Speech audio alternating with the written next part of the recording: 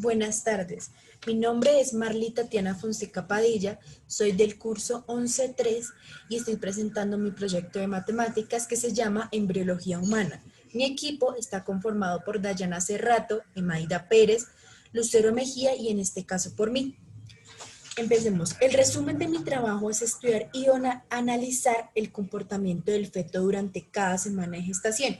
¿Esto qué quiere decir? Que voy a analizar el peso, la talla, la longitud del fémur y el diámetro biparietal. También voy a analizar los factores que afectan el crecimiento del feto y además de esto hacer unas gráficas a partir de los datos que encontramos. El primer objetivo de mi presentación es estudiar el tamaño del peso, cómo varía o cómo crece el feto durante cada semana de gestación. Mi segundo objetivo es construir las gráficas a partir de los datos dados, es decir, de la talla, el peso, la longitud y el diámetro biparietal. El tercero es estudiar el peso en gramos del feto. El cuarto es investigar sobre la manera cómo se halla cada una de estas partes del crecimiento del feto, podría decirse, es decir, la talla o el peso. El quinto es analizar la longitud del fémur, o sea, cómo crece, y el sexto es investigar sobre los factores que afectan el buen crecimiento de un feto. Bueno, para las definiciones importantes debemos empezar primero que todo por la longitud del fémur. Entonces, la longitud del fémur lo que quiere decir es cuánto mide el fémur del feto durante cada semana de gestación. El fémur es el hueso más grande que tenemos en la pierna, que lo tenemos en la parte de arriba. El diámetro biparietal es el espacio que tenemos entre los dos huesos parietales del cráneo. Los dos huesos parietales se encuentran en esta parte de atrás y el espacio que se analiza es este que hay acá. La talla. Bueno, la talla es la medida que existe desde la punta del pie hasta la punta del cráneo del feto. Y el peso, como ya sabemos todos, es una medida gravitatoria que afecta sobre un objeto. Es decir, en este caso no es un objeto, sino un feto. Bueno, primero que todo vamos a empezar con las gráficas. Esta es la de la talla. Bueno, la de la talla, lo que aquí quise analizar es el R2, que es una medida la cual se utiliza para saber qué cantidad tenemos aquí como de que no cuadra, o sea, es decir, esta es la línea y lo que no cuadra, estos son esos pequeños espacios. Aquí podemos ver que la Y es 1.4 y el R2, que es una medida de geometría, es 0.98,03. Bueno, esta gráfica lo que logré analizar es que es una gráfica lineal, ya que yo la ponía en otros estilos, ya exponencial, me tenía de puntos, pero no me da. Esta es la única manera en que realmente la gráfica se construye y viene a ser una gráfica lineal hacia arriba, que es lo mismo que va a suceder con todas las gráficas. Por ejemplo, aquí en la del peso la podríamos confundir con una gráfica exponencial, pues por su forma. Pero cuando la ubicamos en una gráfica exponencial nos damos cuenta de que el cambio es grandísimo. Y aquí nos vemos que el cambio solamente es un 0.89. Lo mismo pasa 0.98 en el diámetro biparietal y aquí el 0.98 en la longitud del fémur. Es decir, tienen unas pequeñas cantidades de alejamiento de esa curva, por lo tanto podríamos decir que es una línea, que son líneas rectas. Totales, lo único que cambia es un momento aquí, por ejemplo, podríamos ver que en la del peso baja un poco, pero siempre va a ir hacia arriba, nunca van a ser gráficas que van a ir hacia abajo. ¿Por qué? Porque siempre la talla, el peso, siempre del bebé va a ir hacia arriba. Bueno, vamos con los cálculos importantes. La edad gestacional. Bueno, primero que todo, la edad gestacional se refiere al tiempo que lleva la madre de embarazo, es decir, al tiempo que lleva el feto durante el vientre de la madre. Para esto necesitamos saber primero que todo la fecha de la menstruación, la fecha de la última regla. Es decir, la madre tuvo la regla del 5 de junio al 10 de junio, lo que vamos a tomar es la última fecha, es decir, el 10 de junio. Entonces, el procedimiento para calcular esto es el número de meses desde la última regla, es decir, lo que pasó, por ejemplo, desde del 10 de junio hasta hoy, cuántos meses han pasado, por 4. y más una semana cada 3 meses. O sea, entonces es decir, cada que pasen 3 meses le vamos a sumar una semana. El ejemplo, la fecha de la última regla de la madre fue el 10 de marzo del 2016 y hoy estamos a 10 de junio del 2016. ¿Cuántos meses han pasado? 3. Entonces aquí hacemos 3 meses que han pasado por 4. 3 por 4, 12. Siempre el resultado nos tiene que dar en semanas.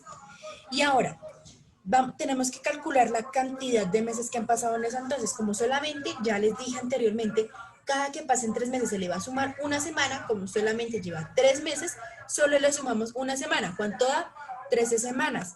Entonces, el total de gestación que lleva la mamá son 13 semanas.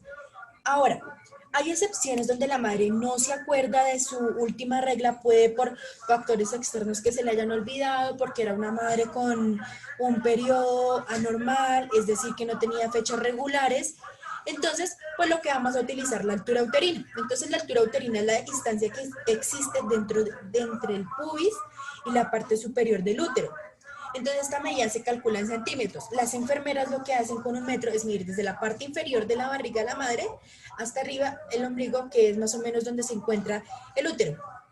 Entonces, sabiendo eso, vamos a multiplicar la altura uterina por 8 séptimos y ahí nos va a dar la cantidad de semanas.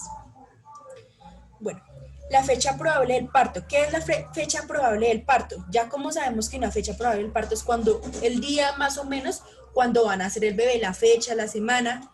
Y entonces para esto se va a utilizar la regla de Nagle. Knightley. La regla de Knightley es un método que se utiliza para saber la fecha donde la madre va a tener a su bebé.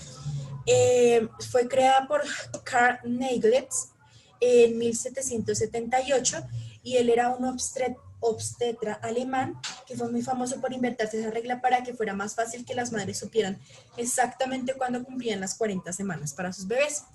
Entonces, vamos a utilizar esta regla de Nagle antes escrita que es así.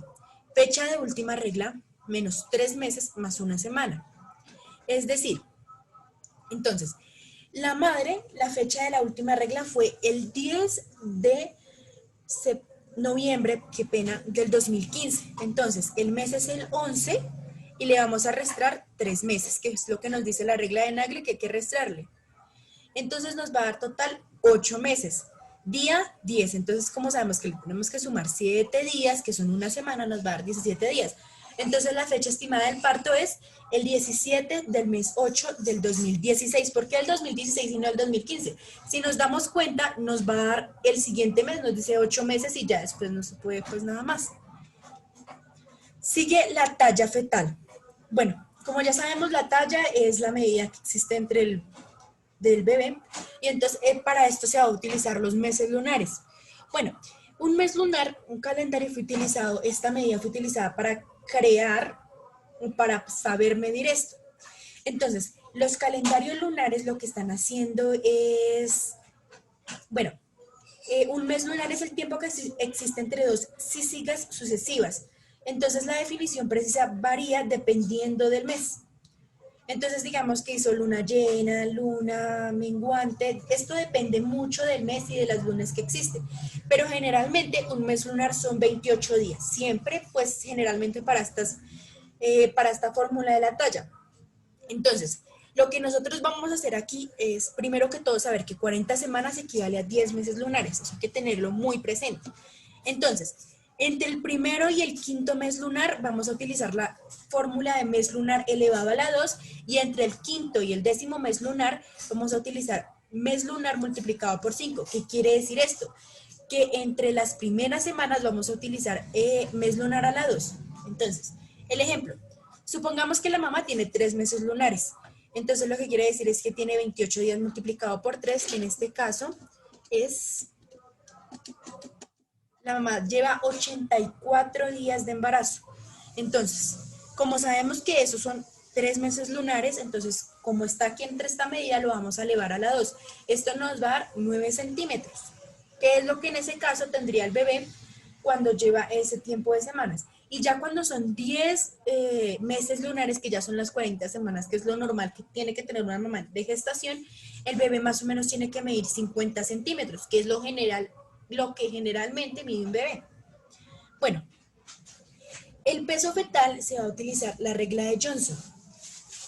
La regla de Johnson es un método no invasivo, rápido y fácil de aplicar para saber nosotros cuánto tiene el bebé de peso. Entonces, para esto vamos a utilizar la regla de Johnson que dice que el peso fetal es equivalente a la altura uterina menos K, que es una variable que ahorita la voy a explicar, por 155 más menos 200 gramos.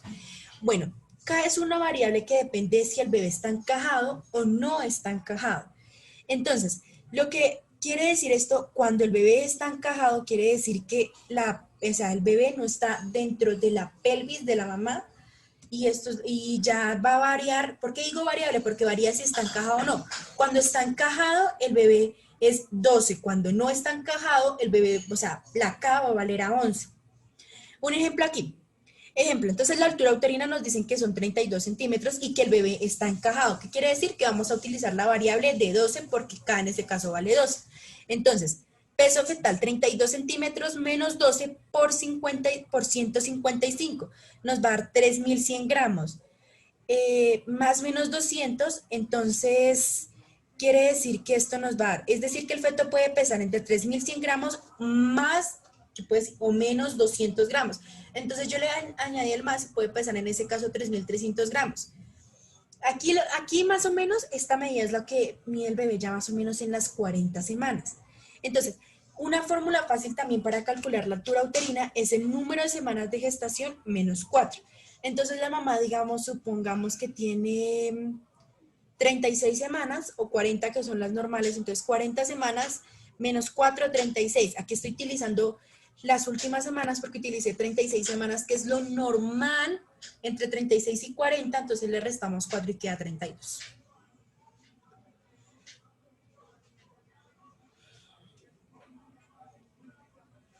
Bueno, tanto para el diámetro biparietal como para la longitud del fémur, estas medidas siempre deben ser tomadas mediante una ecografía que va a hacer un ginecólogo, un obstetra, durante esas semanas. Ellos tienen sus medidas especiales, las cámaras especiales para poder medir esto.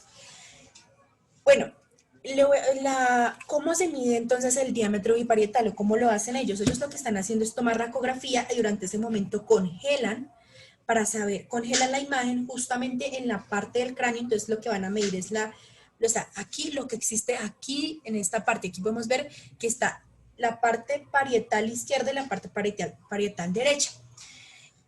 Bueno, ahora con la longitud del fémur, lo que les digo, solamente se puede hacer a partir de una ecografía. Nosotros no tenemos la capacidad de saber si el bebé tiene o no.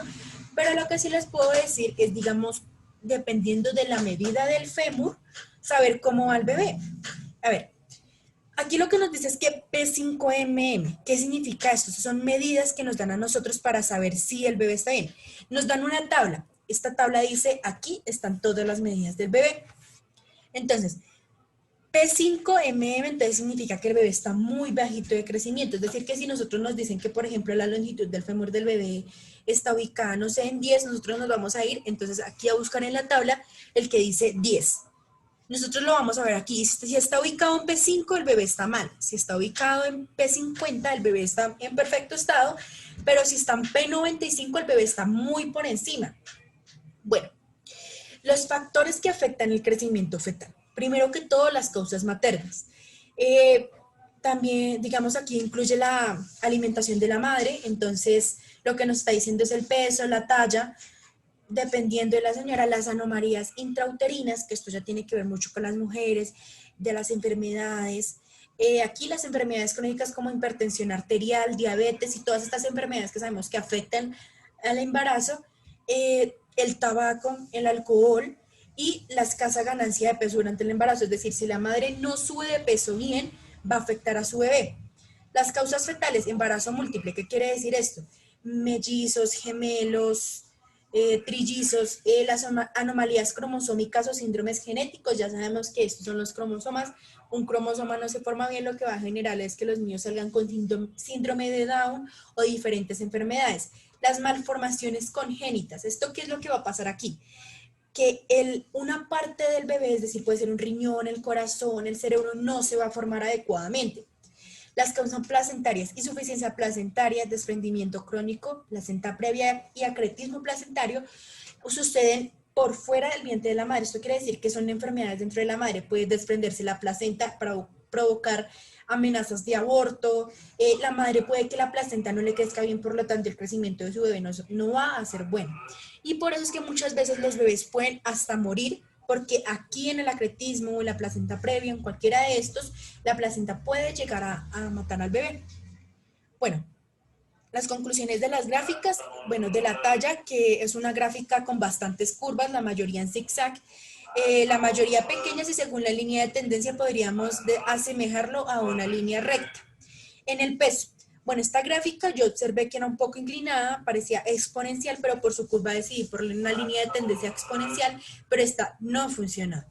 La PDB o el diámetro biparietal y la longitud del fémur también o sea, son las mismas prácticamente conclusiones, porque las gráficas tienden a ser una línea recta.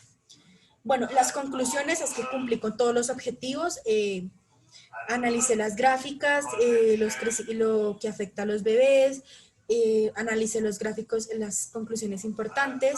Bueno, también la conclusión es que noté que para analizar los factores, tanto la longitud del fémur como el diámetro biparietal, nosotros no somos capaces de analizarlos, y nosotros no somos un ginecostetra para poder analizar esto.